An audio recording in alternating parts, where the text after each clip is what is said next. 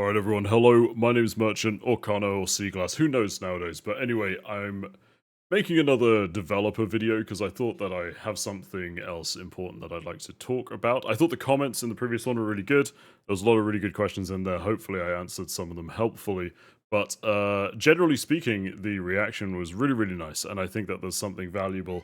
My cat is of course immediately going to come for a cuddle. I thought there was something valuable in doing what I did. 1 second. Alright. I promise I didn't time this for likes or anything, but this is my cat Rufus. Anyway, what I was going to talk about was the important thing that I learned maybe not the hard way, but maybe I learned to take more seriously the hard way, which is the importance of having a demo. I just want to get straight to the point. I thought that one of the bits of feedback that I got, that was definitely one of my aims, which was really nice with the previous video about my indie game being successful, was about the, are you just going to rub on my headphones the whole time? Was about the fact that I just showed numbers and like spoke about how things actually are, because to this day, one of the things that drives me mad is the amount of people that you'll see out there spewing even like extremely strong worded advice with essentially no empirical evidence to back it up other than, trust me kind of thing. So, and trust me, bro, is a time-honored like argument, but ultimately, I think that there's more value in showing to you guys what some of the numbers can look like and what they can do. He loves rubbing on these headphones, but okay. Anyway, best timing. But that's what we're going to do today with demos, right? I'm going to talk to you about the importance of making a demo. I'm going to talk to you about some things that I think that you have to make sure are in your demo. And I'm also going to talk to you about the mistakes that we made, and then I think some of the correct decisions. Okay, the headphones are coming off. I don't know if they can hear that scraping noise, but I can. Some of the mistakes that we made, honestly, too, in composing our demo, and things that I would do differently. So, number one, why are demos so important? Well, it's a very simple answer, ultimately, and the answer is just that Steam really values them. And I know that that sounds like an oversimplification, but ultimately, we all play an algorithm game, right? Like, everybody remembers back when I was doing, well, not everybody, I shouldn't say that, but people watching this who also used to watch my old YouTube videos of gameplay or whatever will remember, yeah, I'd be annoying and just say, look, I know it's cringy, but like and subscribe. Well, you kind of have to do that when you're doing anything that deals with an algorithm. So if you're working in the games industry, you got to do what Steam likes. I do think there are other reasons which we'll get into, but reason number one, if you have an algorithm to please it, and demos seem to really please the Steam algorithm. In fact, there's a whole discovery area just for demos that we actually get quite a lot of impressions from. So that's kind of reason number one. Reason number two is competition. There's a lot of games nowadays. There's a lot of really bad games. There's a lot of really good games. There's a lot of huge companies that sometimes might make something that competes with you, and there'll often be a lot of indie games that make things that might tempt players in more than your game, right? So, with that in mind, you got to do what you can to separate yourself. What's one way of separating yourself? Well, make sure that you give players a free sample. How do you get somebody hooked? The first one's free. So, what you want to do is you want to do anything you can to elevate yourself above your competition. And part of the way that you can do that is doing a demo. And I'm going to talk about how you can do that as well. But first, I want to get to the bit that I think a lot of people value, which is I just want to show you the impact of a demo, right? So I'm afraid we're not going to, well, actually, maybe I can just make myself smaller because I know if I turn my camera off now, I'm going to get where's Rufus comments. But okay, this is our Steam page. If you want to go play our demo for free, you can, and you should. It's my birthday, by the way, so if you want to give me a birthday, it is genuinely my birthday when I'm recording this, so 33. If you want to go and give me a birthday present, go download our demo and please the Steam algorithm and play it and hopefully enjoy it. That would be even better. So here's our page. You can see that we don't use the separate page for a demo. This is something I've been asked about. From what I can tell, there's no real difference. The only thing that it would do is if you're not released, you can... Now, okay, actually, if you aren't released yet, I would say do the separate demo page, which will be like, instead of going to the Dice with Death page, you would go to Dice with Death demo. It's like a whole separate Steam page. And the advantage of doing that is if you're not released yet and you don't know whether people like your game or not, if all the reviews are like, hey, this game is horrible and it made me angry, then you have an opportunity to wipe the slate clean, because when you release your game, those reviews won't carry over. Now, if you're already released like we are and we have a good amount of reviews, obviously that's not really a concern to us. So we just keep it on the same page for the sake of like, I believe that the less clicks somebody has to do to achieve something, the better. And this is one less click for them installing or buying the full game. But I don't really think that would make a tangible difference. However, if you are unreleased, I would say do a separate page. So anyway, that's what it looks like. You know, if you go on our page right now, there's a link down below. You'll see the demo. Click download. There you go. See, always marketing. That's what you have to do. Now, let's talk about the impact. So, I can't show you guys, well, I can. I won't show you guys, let's put it that way. Like our total overall wish list or like our conversion rate or anything, just because that's a little bit like financially sensitive. And, you know, we don't know if the $1 million corporation is watching, but what I will show you guys is the impact that it had, because the good part is we put our revamped demo out a couple of weeks ago, and, you know, I wanted to give it a couple weeks of bug fixing and make sure things were okay before kind of making a video about it in case it was a horrible mess. But just look at the numbers on screen, right? In case you're watching on mobile, I'll just tell you. 2 weeks ago, we released our demo on the 15th.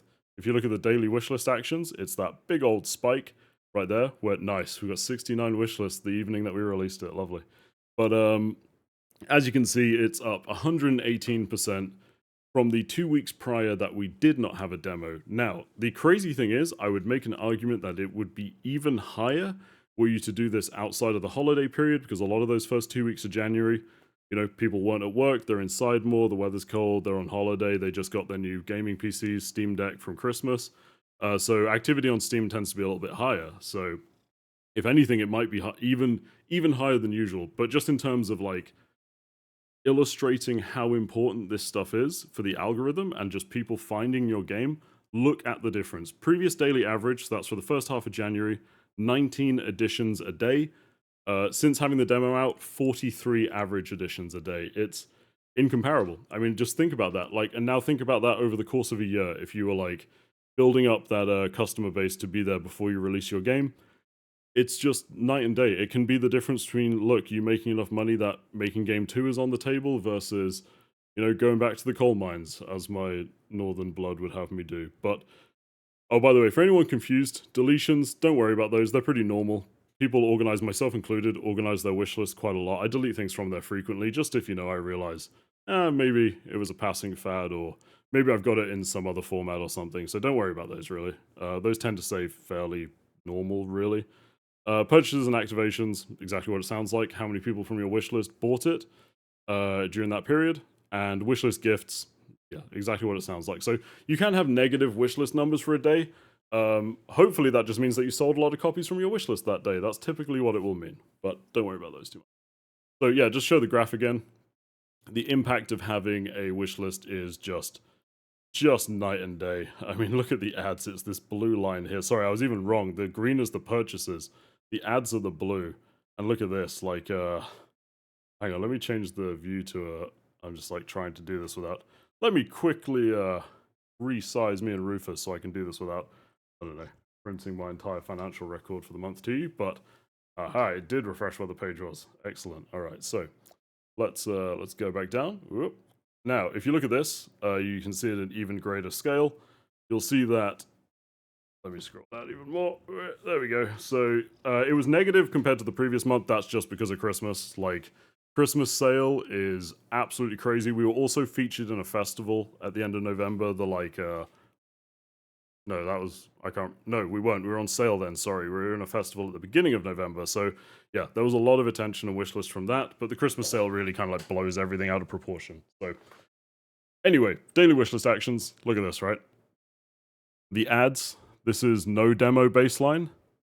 This is demo baseline, and it's just doubled, essentially. So yeah, like, double your organic wish list and discovery by having a demo. It is that simple. And really, from that, you can extrapolate, you know, all the other things that will happen. Additional sales, you'll have additional organic traction, additional reviews, additional discussion, and all it needs is, like, you know, we got very fortunate way back in the year when somebody just, like, I think just a viewer just recommended our game to Northern Lion, right? And we've never sold more copies in a day than we did then because he played it, and trust me, people like the source, myself included. So I should put that on the Steam page, because I can't remember, the video title that he put was something about us having a ridiculous amount of source or something, which was very funny. But anyway, that's the empirical evidence that I'll show you, right? Like, have a demo, your base rate of discovery. So think about it as if you post a YouTube video, you know, no demo, maybe you're showing up page 2 or 3. You have a demo on there, it's going to be putting you on the front page, putting you top of results, all that sort of stuff. So, yeah, Steam likes you. Now, how to make your demo good, in my opinion, and this is just my opinion, of course. In my humble opinion, the core part of making a demo good is kind of, and this sounds like an odd thing because I think it goes against what some people assume, but honestly, don't be stingy. And what I mean by that is basically, after a sip of drink, let's use our game as an example, right? So, DICE at the moment, in the main game mode, it has 4 difficulty levels that like ramp up a lot in difficulty. And there's currently 3 playable characters. We're working on the 4th one at the moment. So, what that means is it would be very easy to be like, well, you know, a demo should be level 1 as the first character. And it's like, oh, and also we have like, I don't know, like 100 relic and dice or something you can unlock at the moment. So, you know, maybe we're like, oh, we're going to put 15 relics in and give 1 level as the first character. Now, you can do that. That's pretty valid. That's like, you know, 90% of the better than not having a demo. But I actually think that that can be a mistake. I wanted to put a good amount of replayability in our demo just because if you can form a habit with a player beyond them just trying your game once, I think it's worth doing. Because bear in mind, there's different player profiles, right? There's different customer profiles. I'm not like a super expert on this stuff, but I know a bit about it. And like, I don't really think anybody is a super expert. I think it changes so much. And I think the people who portray themselves as like, you know, customer conversion experts are usually just trying to get your money. But I'd say a lot of things that probably just alienate industries here, don't I? But anyway, I think that the reality is if you make your demo very short and sparse in content, it is a lot less likely to be played again. And somebody who's like, I actually kind of feel like playing the demo version again, I think they're just much more likely to convert into buying the game, right? Like if they are that into it, and basically just the more that you know, the more courses you serve in your restaurant, the more likely somebody's going to find something that they like, right? And I think that making sure that you present a good amount of the core content of the game is really valuable. So in ours, you can only play the first difficulty level. Of course, I'm not saying like give your game away for free, but you can play 2 of the characters, and we didn't restrict like any of their unlocks. Now there is, of course, you know, things that you have to do in higher levels, or you know, like the second game mode isn't in the demo, but you've got like dozens of things that you can unlock and play through the demo. And I just thought it was worth doing for the sake of really just giving a good offering, because there's going to be some people who play your demo. To get back to the sort of like player profiles, some people just play free games, which is fair enough. You know, they either just want to or they don't have the means to purchase or whatever. Like, you want those people playing your demo. You want them to love your demo because think about it in the harshest terms, right? The more of those people that play your demo, the more active it is, the more likely people who will buy the full version will play your demo. So like, you want those guys, like those players are awesome. Like, they are going to give life and activity to your product, right? It's a free to play thesis, but like applied to demos versus full purchases. But I think there are like lessons you can learn there. So yeah, I'd really say like make sure you have a good amount of content in your demo. That's like something that's got good feedback for us. And yeah, just don't be stingy with it. And you know, like show players. Well, the most obvious thing, and I spoke about this in my previous video where I believe in building games in like complete bricks instead of like a shallow pool that you fill up. Like make sure that what you're showing them is what you're proud of. Like, you know, get your friends to like play your demo build, right? And just be like, hey, look, maybe find friends that haven't played the full game, get them to play the demo build, or just like try to view it objectively and just think, would this hook me in? You know, is this something where, because I think one of the things that's really good in our game is that you're going to beat level 1. Level 1's pretty easy, to be honest, and then you can either replay the demo and like try different builds, keep unlocking stuff, or I think there's a good hook there, which is like, I want to do this but be challenged, and that's where players will have to flip to the full game, right? So just try to like make sure there's hooks in there, make sure what they're playing is something that you're proud of. Don't just make it like arbitrarily like the first 20 minutes of your game, right?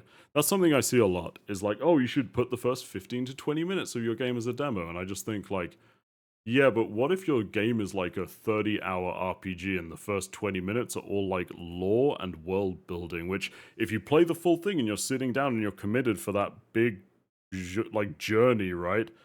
Fantastic. But if you are trying to convince somebody to play your RPG and they're like on the fence about if they want to commit to it and they don't know like the world or the characters and stuff like that, why not like make your demo like a segment maybe later on, or like a prologue, or you could make completely custom content if you wanted to. Make it like a, you know, like a little narrative thing and then like a boss fight or something, right? Like, I just think that is much more likely to hook players in than this is the first 20 minutes of the game, which is advice that I see all the time and I really just don't agree with. Obviously, games are different. Our game doesn't have like a super linear, like, you know, RPG. You're gonna play through this room and then this room and then this room.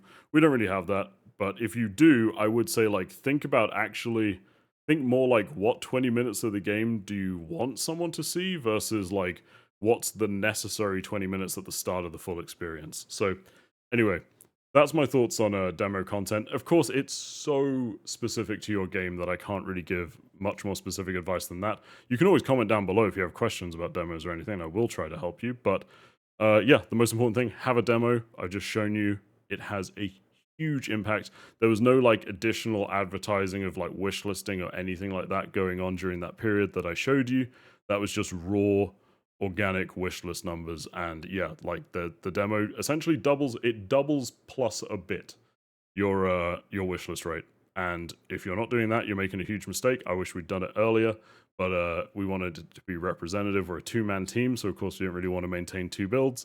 But anyway, yes, thank you so much for watching. I'm gonna go and watch The Two Towers in the cinema for my birthday, I think. But thank you guys so much. Take care. If you have any questions, as always, put them down in the comment section below. If you are working on something, please let me know. I'd love to follow you and check it out and stuff. So thank you. Go play the demo, of course, and I will see you next time. Bye-bye.